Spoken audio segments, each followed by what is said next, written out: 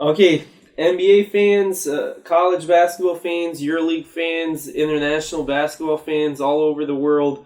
We got a very special guest today. He's my college roommate, Will Capon. For Europeans, it's Capone, but we'll get into that. I kind of like that better. Yeah, Capone. Yeah. So, Will, why don't we start by just introducing ourselves? My name is Adrian. I've been playing and watching basketball my whole life. I love basketball in general more, and I watch a lot more European basketball than also the international tournaments, but not a huge NBA fan, not a huge college basketball fan. I spent 4 years at college with Will. He tried to get me into college basketball, and I watched a few games with him, but not being from the U.S. really had an impact on how I perceived college basketball. And I want to talk to you about that today because what college basketball is in Serbia and in other countries, I feel like is totally different to what it is in the U.S. because the best players ages 17, 18 through 22 are not going to play for any colleges in any country. Right. They're going to be playing pro basketball since they were 16, 15, 16, 17, 18, and they're not going to be playing for their universities. Versus in the U.S., well, now stuff's changing a little bit with players wanting to start playing pro ball at 18 and not going to college, but that's a very small percentage of people playing basketball. The best players always go to university, especially after the NCAA had the rule that you had to go at least for 1 year of college before you went to the NBA, because you had Dwight Howard, you had Kobe, Tim Duncan, all these amazing players that would just go straight to the NBA, and the NCAA missed out on a lot of money there. So, tell me a little bit about yourself and how you got into basketball and all that. Yeah, so as you said as well, I've been playing basketball my whole life as well. And watching basketball, primarily college and NBA. The last few years I've branched out and started to, follow the Euro scene a little bit more, but definitely American basketball has been my thing. Always been a big fan, probably my favorite sport. I'm a big sports fan in general, but yeah, college basketball, NBA, and yeah. Can you tell listeners, me being in the U.S., I had no idea about... I knew there was a lot of people watching the games, but I didn't really understand the culture behind college basketball or anything. I know a lot of our friends from college watch a lot more college sports than pro sports.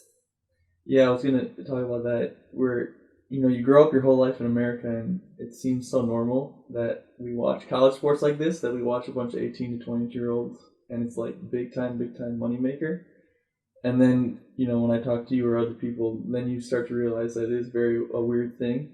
But yeah, I would say a lot of people, especially younger people, love the college sports scene, and it is I think probably the only place in the world that I know of, any country that does it like that. And it's on par with NBA, MLB, whatever league in America. We'll talk about the skill level and other stuff later on. I just want to get a little bit more in depth with your background. So you, I love basketball, but I watch, I don't know, let's say 4 or 5 games a week.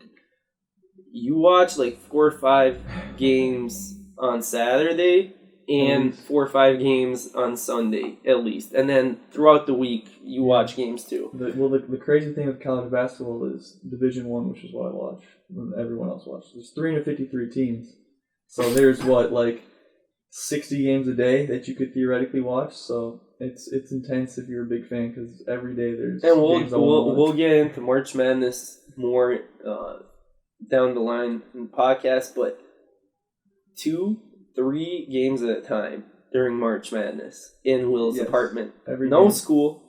For 4 years, he's been emailing professors saying that he's sick, and skips out on everything just to watch this tournament. But we'll talk about that later on.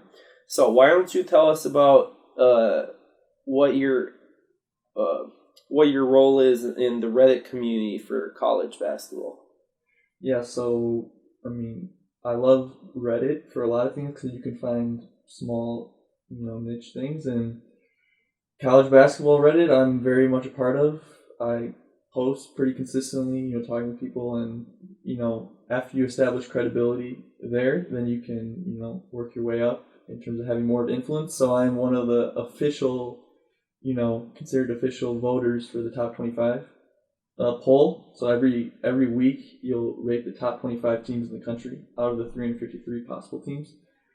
And, it's a select number. I think there's probably 1 million people who are subscribed to the subreddit, and there's only like 100 official voters. So, and you're one of the 100. One of the 100. Okay, and briefly just talk about the differences between, because I feel like a lot of our listeners that are outside the U.S., they wouldn't even know what college Division I versus Division II versus Division III basketball is. So just go 3, 2, 1 up the divisions. All right. So 3 divisions. I mean, Division I is really the only one that's going to make money, that's going to have people watch it. Division 2 and 3, you still have to be competitive, be a good basketball player, but it's more just for the love of the game and competing, etc. So it's a whole different level. So pretty much everyone sticks to Division 1. 353 Division 1 teams. They're probably similar amounts in both Division 2 and 3, but it'd be like in a soccer league, everyone watches the top division of whatever country you watch, but no one's watching Division 3. Well, maybe a few that people, really, but depends on the country. True. Germany and England have super high viewership even for Division 2 and so like the championship for England, that kind of viewership, that's not like it at all. Division 2 college basketball, not the level of support. So we went to a school in Minnesota, and the top university was the University of Minnesota Twin Cities, and they were Division 1 for all sports, I believe.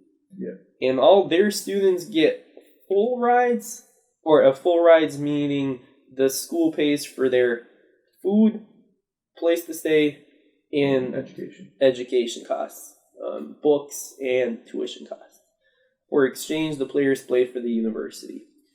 We went to a Division II school, the Minnesota State University Mankato, and over there, most sports are Division II, which means less viewership, less money in the game, and the students won't get a full ride usually. They get some tuition costs cut, and they might get some housing costs cut. Division 3, I believe you don't get anything. Yeah, nothing. Yeah, you just play for the school, for the fun of it, for the competition aspect, and that's it. Okay, so we went over that, and then it's kind of weird because I didn't know this. You can be in between division school. So our school was Division II for all sports except hockey, obviously because we were in Minnesota, and we were one of the top schools for Division I in hockey, and one of the top schools for Division II football. But huge difference between being a top school for Division I and Division II. Yeah, I mean, in football, if you were top Division I school, it'd be crazy. You'd be making so much money. Division II, there are not many people go to the games. They're not really making that much money for the universities. But huge difference, like you said. And I don't know. I love basketball, and I've been to one basketball game that our school played. Yeah, if you're not Division I, it's hard to get excited. Right, for it. And not many people go to those games. I feel like a lot of freshmen would go to Division II basketball. Division II football, I guess it's a little bit different. More people go. Hockey was actually full a lot of times. Hockey has big support. I mean, they're so good. Even top Division I team. So I mean, hockey's still not as popular as the basketball or football collegiate. We can even talk about you going to the hockey final, whatever it's called, like the Final Four. No, we went to the regional. We were going to go to the Final Four, but we blew it. Okay, we're definitely not going to make this mistake in the actual podcast. Okay, so let's just briefly talk about my experience with it. So, freshman year, I watched some college basketball with you because you watch University of Wisconsin play Madison, play all the time. And I watched some games with you, and the rules are a little bit different than the NBA. Rules are a little bit different than EuroLeague or European basketball, international basketball. And to me, it was a lot slower paced because it's 30-second shot. 30, yeah. It was 35, and then they switched it down to 30, like 7 years ago or something. 7 years So since you've been watching, it's been 30. Right, 30. But then rebounding, shot clock goes back to 30. It did, but now it's changed again to 20 seconds. Just last year. So they're really trying to, kind of, the things you're talking about. Make it faster. Slower. Yeah. 3-point line was a lot closer to the basket. Now it's like it is in international, which is a lot better for me. Because to me, when I watched it, it was crazy because when you think about it, 10 huge guys playing basketball, their sizes are so big that if you make the court smaller, it makes it a lot tougher to play the sport. And you make the court smaller basically by having the 3-point line closer. Because then people can shoot from closer ranges for the 3-point line. If you move it out, it makes more space inside the 3-point line. Well, I mean, yeah, the thing with making, everything wider and et cetera, like the NBA has done, it really allows people who are more athletic to succeed more. So I don't want them to go too crazy with it. I do think some of the changes are good, but with so many teams that if you really make it a model of how the NBA did it, then it really becomes like inequality in the system where all the Dukes and the Kansas and Kentuckys, they can just dominate lower tier teams with their athleticism. But I do think some of the things were necessary because, like you said, it could be really slow and cumbersome. The play. Right. Timeouts are different. That's one thing that I don't like in the NBA or the NCAA, where you can call a timeout at any point where you have the ball. Yeah, lose ball and you just call it. I don't like that rule at all. But it makes it for more spectacular finishes and more game-winning shots and stuff that goes really well for, like, the average fan wants to see 3-pointers to win the games and stuff. They don't really care about the whole game, just like the last few minutes. They're not worried about the purity of Right. This doesn't make sense in the grand scheme. Right. But and one thing that the U.S. does amazingly well in every aspect is, like, to commercialize everything, to market it well. And I feel like they changed the rules to market it better. Because if you can get the ball, if you have access more easily to timeouts, you'll have better quality finishes in a sense that you'll always have a chance to tie it up, go to overtime, win the game in the last second, etc., etc. Right. Okay, so my experience was a lot slower. When March Madness happened, I was in high school first, my senior year of high school, and people were watching on their laptops in school and were saying how big a thing it is, blah blah blah. And I kind of got a taste. Everyone's making these brackets where how many teams are in the tournament? 68 teams, and you have to predict who's going to beat who and win the whole tournament, which is basically impossible to do because there's so much variety in the tournament. But people did this just to have fun with their friends. People would put $1 down, $5, $10, and people did this at work. People did it in high school, college, within their friend group, whatever.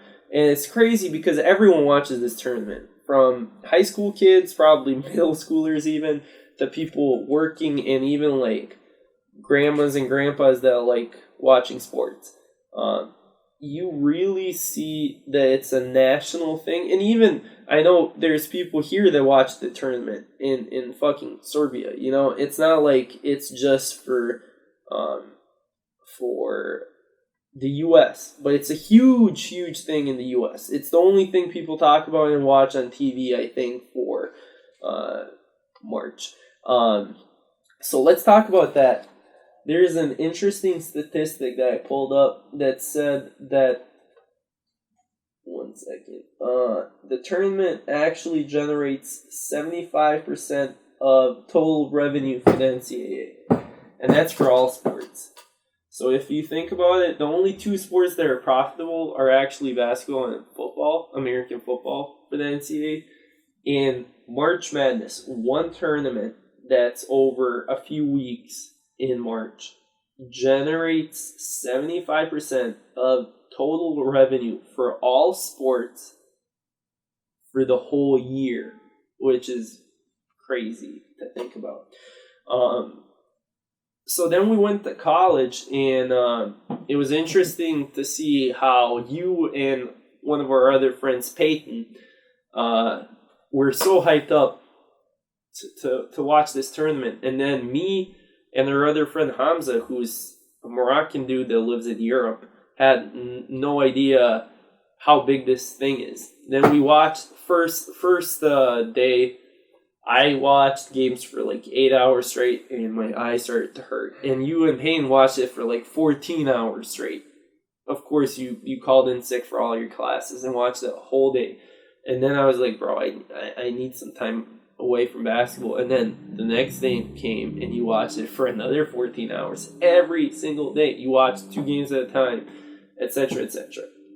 So why don't you talk about what the tournament means for you, and why do you like it so much? Yeah, I mean, like you said, I can watch the tournament all day, back to back. Easy for me. I love it. Why I love the tournament? I just love how big the tournament is with the elimination, and that you can watch so many games at once, and it can be very unpredictable. And just like you said, it's kind of a national thing. When I watch throughout the season, because I'm a hardcore basketball fan, college basketball fan, I kind of, not as everyone watches it, but when March comes along, you can kind of feel that everyone's watching, everyone cares. It just seems to matter more. And just, I don't know, like they call it March Madness. It's so fast paced, so many games at once, and crazy things happen. And being a big sports fan, it's just a great moment. Definitely my favorite thing in sports is March Madness. So how would you explain, tournament system is win or go home throughout the whole tournament. But then in the NBA, you have these playoffs where it's best of 7.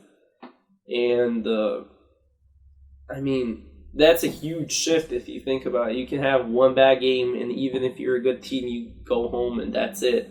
Versus in the NBA, you can go down 3-0 and come back and win 4 in a row and go through. Right, yeah. I mean, there's 2 different opinions on having that. I prefer the knockout style, but the NBA is almost more fair because obviously in the 7-game series, the team who wins it deserved it more. Where a lot of times, if a team just gets hot late in March for college basketball, they just have to win 6 games in a row, and they're there. But that also makes it kind of fun because it's so, maybe this team is clearly the best team, but they just have one bad game and it's over. Right, and the EuroLeague's kind of moving to that too, and other sports that have more games, so the better teams go through. Obviously, it generates more money as well, but I don't know. There's something about you play one game, and if you have a bad day, you're done. It makes it more competitive. More people. I feel like that one game, more people will watch. Well, just look at the NBA. When you had the last few years, you had, well, not this past year, but before that, you had a few finals that went to Game 7. Right. Everyone wants to watch Game 7. Whoever wins that, basically not yet. Right. So whoever wins the whole thing. Right. Every game is a Game 7 for March Madness. Right. Okay. So why don't you talk about a little bit about how the college culture is influenced by that, and also like for example, I'm someone from Serbia, but let's say I'm someone from Georgia, and I go to your school in Wisconsin, and am I automatically gonna be a Wisconsin Badgers fan? Not necessarily, but probably. That happens a lot where you kind of, maybe you have a real big tie to a team before you go to college, so you're going to stick with that team, but I think a lot of times, you kind of just latch on to the colleges you go to, and then throughout, while you're there, and then as your alumnus, that you'll become a Wisconsin fan. Right. So I think mainly that happens. So yeah, that's a little weird. That's one thing that I mentioned to you a few times. That's like the biggest bullshit ever for me, because, for example, you're not like that because you like the Wisconsin Badgers your whole life, so you went to school in Minnesota. You didn't change who you're going to support, which is how it is here. People grow up with one team and you never switch teams because that's your team. You follow that one team, two teams maybe, for different sports, and that's it. You don't switch teams. And here you can be a fan of one team, and then you get to 18, and then they're like, okay, now you're a fan of this other place. And then what happens when you leave college? Do you go back to your first team, your college team, Right. Do you pick up a third team? There's no like huge loyalty there, I feel like. I think for whatever reason, maybe a lot of people just don't really have a team beforehand or whatnot, but also for whatever reason, like, college is such a big thing in the U.S. that, like, it's just like a overriding force. Like, I guess you want to just stick with your team that you went to college in. But for me, yeah, like you said, like, there's no way. If I went to the University of Minnesota, I was still going to be a Wisconsin fan. But I have friends who went to the University of Minnesota who were Wisconsin fans, and now they're Minnesota fans. It's like, what's going on there? Like, I don't get Right, either. but another thing to consider, like, I don't know, for me, okay, let's say my whole life I've been a Partizan fan, and it's something to do with the ideology of the team, the city that represents where I'm from. And then you go to a school where everyone's wearing the same colors. You go to classes with some of these basketball kids, soccer kids, football kids, whatever. They're your friends. You take classes with them. And then you almost feel like a part of the team because they're your friends from school. And then in professional sports, that's not the case. Like, I don't know. Like, I don't feel any closer to, in the U.S., I'm saying, any closer to the Timberwolves than the Lakers than to Golden State Warriors, and people don't necessarily follow their local teams in professional sports in the U.S. But for college, they do usually follow whatever college they're from. Yeah, it's like their local team, even if they're not from that state or city.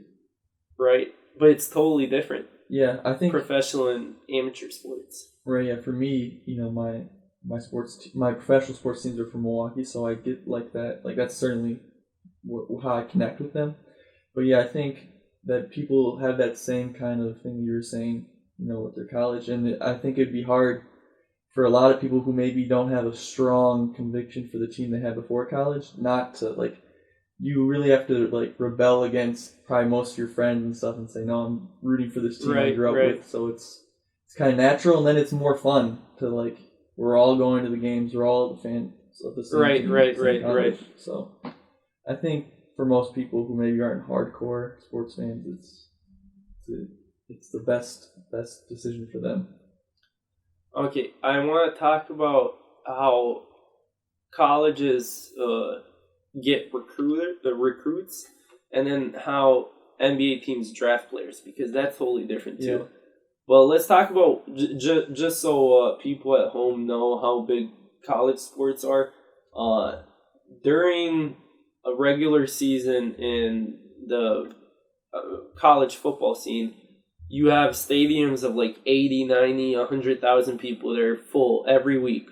And obviously the universities are not that big, so you would have random people like your parents of other students, or even alumni that still go to games.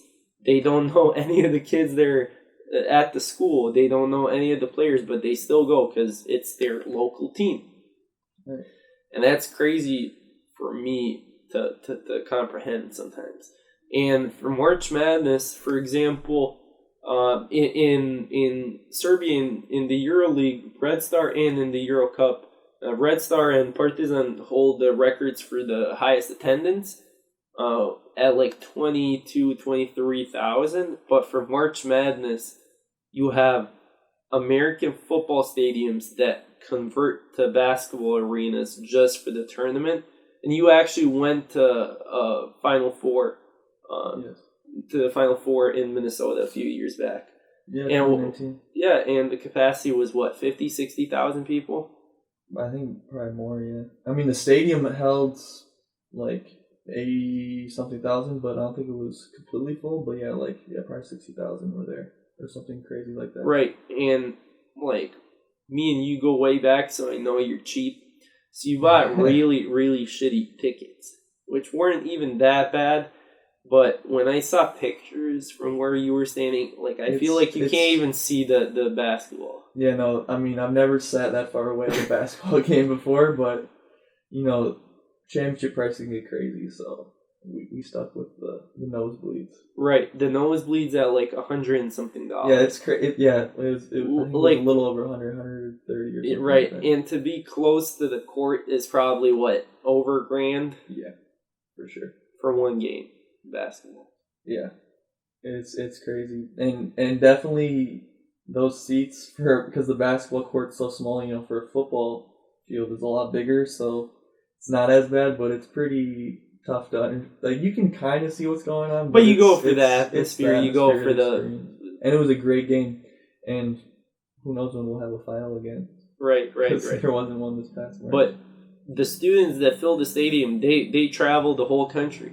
Yeah. It's like traveling throughout Europe to go when Liverpool played in Kiev, they had to go all through Europe from Western to Eastern Europe to get to the game. Went through thousands of kilometers in. Because that year it was Virginia, which is East Coast, Texas Tech, which is South, Auburn South, and Michigan State, Midwest. So yeah, all around the country people were coming. Okay. Let's talk a little bit about professional versus NCAA amateur. So none of the professional sporting leagues in the U.S. have a promotion and a relegation system. They're all there. No matter if you're first, fifth, or last, you stay in the league. That's not the case in most leagues throughout the world. And what happens then is because people pick players based on how bad they are, how bad the teams are, they get higher picks in the drafts for a lot of these leagues. Which, okay, it makes it more balanced, right? But then that's not the case for college basketball. Why don't you talk about how people get new talent into their program? Yeah, right. So there's, like you said, very different. No draft at all in college basketball. And I guess it's just kind of like, dating or something. It's just whatever college can convince a kid to go to, then... Based on what? Based on, their role in the team, how nice their facilities are, if they like the coach, if they like the college in general, and stuff like that. How, are they generally a team that wins? But it also depends, obviously there has to be mutual. Come on, though. Facilities, we went to Division II school, and I feel like everything there was super nice. I went to the University of Minnesota, obviously. Better. And then I went to University of Miami, which is a private school, super expensive. And okay, their facilities are a little better, but a court's a court, right? A gym's a gym. No? Yeah, I mean, maybe it's just something that they throw in as okay, another reason something's That's going. exactly what I want to go into. So you said it's like dating. I feel like it's a little bit more like getting a prostitute, where you have to pay a little bit more, because a lot of these schools do some pretty shady stuff to get the players in. Bribes. I mean, yeah, the top teams for the top recruits, certainly there's bribes, of all sorts. Because a lot of these kids, everyone knows that, are a lot super poor. They go to Right. these schools for free, but they still can't afford like to go out once in a while, to eat proper meals outside of campus or whatever, to buy new clothes. And then the schools go, okay, well, we'll help you out with that, but don't tell anyone. Because it's amateur sports, but not really. Right. No, it's certainly not. I mean, it depends, but yeah, the top schools that are consistently doing well in March Madness are certainly. For example, I'm a basketball fan, and I heard of Rick Pitino, and he was a very, very good coach in Europe. But you said the only reason why he came to Europe is because he was.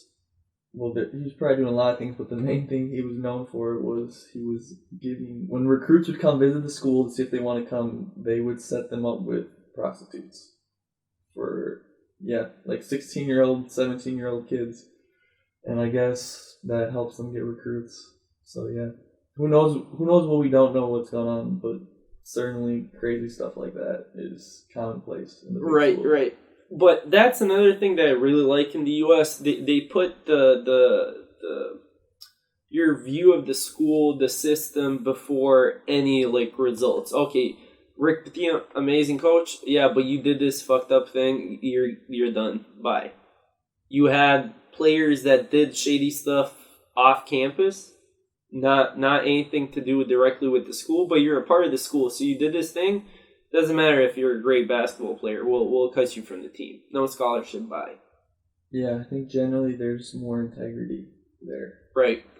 Even, to digress a little bit, people here in Serbia were shocked when a Serbian player got their contract terminated that played in LA because his wife said some racist stuff. Right.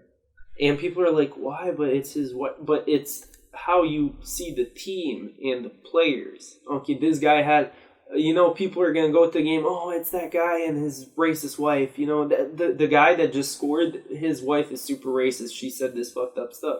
So they don't want to be affiliated with. Yeah, it makes sense from a business standpoint. That one was a little, because it wasn't him directly, but yeah, I agree that it makes sense to cut ties.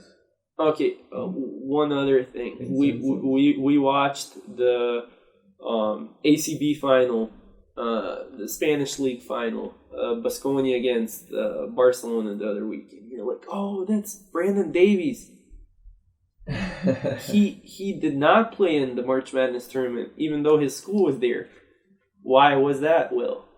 Because he went to BYU, Brigham Young University, which is a Mormon university, and he was caught having sex with a female, and that, by their standards, is totally not allowed. Totally not allowed, but totally legal. Legal, yes. He didn't pay this woman. They had sex consensually, but big no-no. Yes. There's always weird stuff. And I heard of like high school recruiters get offers, and then what happens, for example, they get injured, like what happened to you, and they get the offers pulled from the table. Or they do something stupid over the summer before joining the university, and they get the offers pulled. Even though they're great players still, oh no, you did this thing, it's gonna diminish our school. So, bye. We don't need you. Right. And grades can be an issue for recruits. You could be the best. And Brandon Jennings, actually, he ended up playing in, I think, Italy 1 year before the draft. And they were saying because he didn't have good enough grades to go to the big colleges. Even though a lot of times they'll let it slide if someone doesn't do that well. But apparently he was beyond being admitted in university. So what do you think about... Because there's a lot of controversy. I even watched the documentary where they were saying, like, it's kind of fucked up what the NCAA does. Because all these kids, they don't get paid anything. They get these scholarships, but one injury away from not being a part of the school, really. And they make so much money off of you. Some of these NCAA coaches for American football or basketball can make a few $1 million a year. A lot of the big coaches are the highest paid public employees in their state.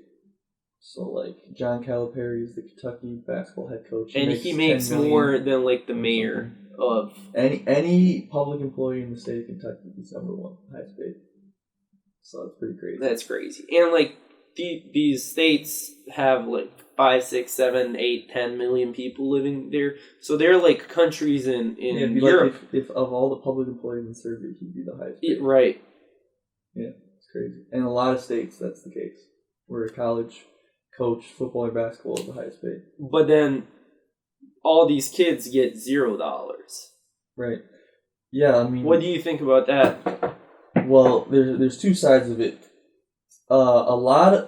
The college system makes a lot of sense for a lot of teams and people that aren't as big, the small schools, because, you know, getting to go to school for free and stuff still makes sense, but then there's also a big problem for, like, the main teams that are doing well March Madness, because, you know, they're making billions of dollars, and these kids are generating so much value for these people, and they're not getting paid.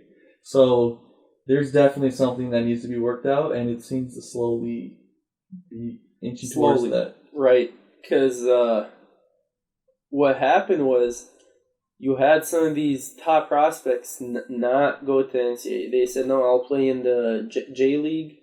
G League. Now it's called the G League. Then some people went to Australia. Some people went to Europe. Yeah, you're starting to see... Right. And then the NCAA said, okay, well, we'll allow you to make money off of your own talent. You can have whatever shoes you want on the court, whatever, I don't know. You can make money off your own name. Because you have people like Zion that would still make so much money building their own brand before college, before the NBA even. But it wasn't allowed through the NCAA. They did not let these kids make money off their own, something that they created on their own. Right. Yeah. It's definitely people are starting to, you know, think about other, you know, pathways to go before the NBA, but I still think that college had its place, even though, you know, I think they should work out something with being paid, but like someone like Zion Williamson, even though he wasn't directly paid while he was in college, the brand by being able to be on the national stage and being March Madness, like that, he and ESPN covered him every single day. That really, you know, didn't directly give him money, but it really increased his brand. Whereas if he goes to, you know, the G League or Australia or whatever, yeah, he can start making money, but he won't get the same kind of exposure. So that's the thing that keeps people coming to NCAA, even though the system's a little messed up. But it can be the best decision for certain people. But why don't you think, for example, you had the Ball brothers that went to Lithuania to not one of the top teams. They probably didn't even get paid. They went there to play professional basketball. I mean, the level of the Lithuanian league is not that high. Throughout the whole league. So these two kids went there, played, had crazy good numbers, but down the line they would have been better off playing college basketball in the U.S. Why weren't the Ball brothers, if they were so good, why didn't they go to Barcelona, Real Madrid, Red Star, Armani, anywhere to play EuroLeague basketball instead? Higher level basketball, you get more exposure playing against grown men. That prepares you for the NBA probably better than playing against kids. Yeah, I would say so. But you know, I think when LaMelo, I mean D'Angelo, I think is the other one, he's not very good. So LiAngelo. The third Ball brother, LiAngelo, yeah, he's not very good, but LaMelo, I think was like 16 when he went to go play in Lithuanian League, so he probably wasn't ready for that. But I don't know. I don't know what how he could handle it, because the EuroLeague is definitely higher quality than college basketball in the sense that everyone there has had a lot more experience, a lot stronger, more mature. So I think it's hard if you're just going to be there for 1 year, not used to the style of the game either, to try and come in and play for a top team. Sure, some of them can do it, but the people that could do it, I think, would just rather just be a star in college basketball, and it's familiar, and you just get to act like a college And you kid. get to play 30, 35 minutes, and if you go as a no-name high school kid, it'd be really hard. To the EuroLeague, you're going to get, 10 minutes a game? Yeah, unless you're Luka Doncic level talent, which that's very, very rare. So let's talk about Luka briefly. Okay. This kid played professional at 16. Not super common, but also you had the likes of Ricky Rubio and some other players that played professionally at 16. He was good starting off, but then 2 years later he won the EuroLeague MVP, EuroLeague Finals MVP, Rising Star Award, all these awards. He was projected by all the European coaches to be number one in the draft. People, especially some people working at ESPN, were talking shit about him. Not even really watching him play. Maybe watch a few highlights and that's it. And me, as a European basketball fan, I told you about him before he was, I think he was 17. It was a year or two before he even got drafted. And then you started looking into him, and you're like, yeah, this guy's going to play. But then you had so much of the mainstream media and the average basketball follower that said, no, come on. Some European kid's going to come and be good. No, he shouldn't even be top 5 in the draft. Have him be 10 or even below. And then he went third. He went third. 2 teams passed up on him. Yes. You had the Suns with Igor Kokoškov, who was his national team coach on Slovenia. And you had, in the second position, you had the Kings that passed up on him, where you had the Vlade Divac, who was ex-Laker that played for the Serbian national team as well. And he knew how good Doncic was. He flew into Madrid and all across Europe to watch this kid play. So both of these coaches, the coach of the Phoenix Suns and the GM of Sacramento Kings, knew how good this kid was, but they passed up on him. Was it just they didn't know how good he was going to be in the NBA, how he was going to transition? Is there anything, who makes these decisions on who's going to get picked? Is it the coach, the GM? It's usually the GM. So I think in the Suns case, the coach definitely, maybe he could say he wants him, but at the end of the day, he said that Doncic was the best player he's ever coached. Yeah, I think if he was GM, they would have made that pick, but I don't think he had that much of a say. Plus, he was a first-year coach, a head coach. Only international coach to coach in the NBA. Only lasted about a year, a little less than that, I think. He was fired during the season. Right, got fired. Yeah, the Divac situation is a little weirder because you'd think he'd have the say-so, and maybe he just decided against Luka, but I think the Kings owner in the past has kind of stepped in and was like, no, this is my guy. Bagley's my guy. I want Bagley. So, it's unclear if Divac wanted him or not, but I wouldn't be surprised if the owner stepped in and said, do you think it has anything to do with the talent they already had on the team, where you had Bogdanovic, you had Fox, and you had Hield on the team already? A few players with 1 to 2 position, and then where would Luka fit in? Would he go at the 1 in front of Fox, or 2 position? You already had 2 players, so you would have to trade them away. Yeah, that was probably part of the consideration, was positional fit. But I think, at least from my perspective, when you see Luka's tape, that's a big mistake. But the Kings have been poorly run for a while. You watch the same. You watch the same tape as a lot of this mainstream media, and they were all undermining his talent. Why is that? Is there a bias there, or? I think there's definitely a bias towards European players because there have been a lot of busts. But hopefully, Luka and other people who have Porzingis, etc., who have now started to show that that's kind of just like an ignorant thing to think, and that you should take each player individually. Because, I mean, if you look at Luka, like, it's clear to me at least. I think the concern also was, like, it's hard to deny how skillful he was, but then everyone gets so concerned, oh, is he athletic enough? Because that's obviously not his style, but I mean, just what he was able to do at that age in the EuroLeague, like, maybe there's a little bit of concern for his athleticism, but I think that becomes a question of, is he going to be a good player or a star? Like, he was for sure going to be, borderline all-star. It was just like, can he transition? And he's shown that he can. Well, if he doesn't get any injuries, it seems like he's going to be the leader of his franchise, maybe Hall of Famer down the line. Yeah, so I was quite bullish on him, to be a really great player. I think if you had more concerns over him translating, you still have to be he's a pretty safe pick. What is athleticism?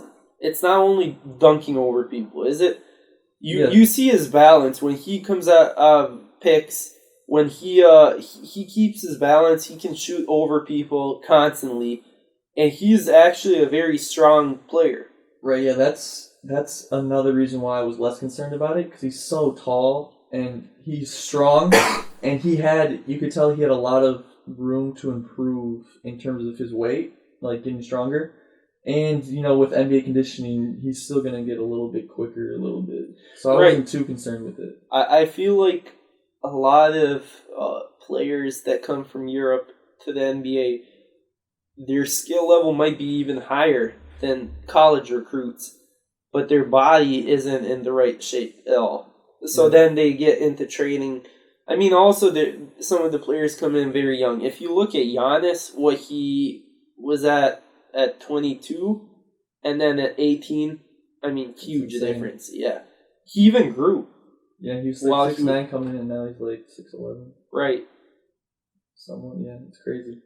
So, yeah, that's another reason, you got to take that into account when comparing European prospects versus, maybe already buff, been in the system, American guys from college.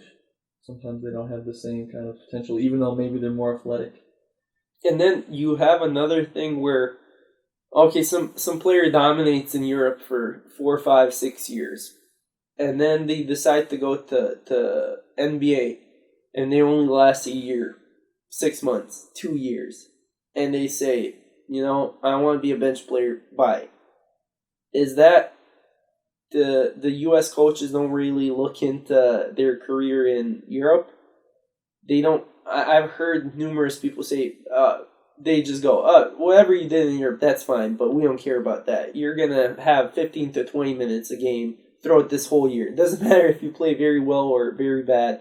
That's your role in the team this year. We'll see about next year. I feel like a lot of that stuff is already facilitated through contracts and stuff, but these European players don't know that coming in. Like, for example, you had Bjelica, who, he's decent bench player for the Kings. He had a good, decent first year with the Timberwolves with Coach, remind me. Coach that died. No. Oh, no, Saunders. Yes. He brought him in. He had one vision, and then he passed away.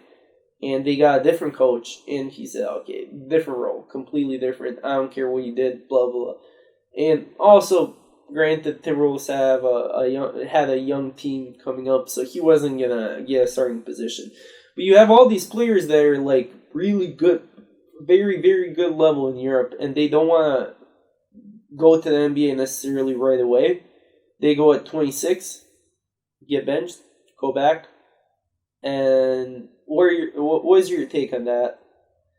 Do they just not adapt fast enough, or? I think there's a lot of reasons why maybe someone won't work out in the NBA, but I also think, maybe coaches, it's such a different brand of basketball that maybe they don't know how to implement, a player of, European origin who's used to playing a certain way.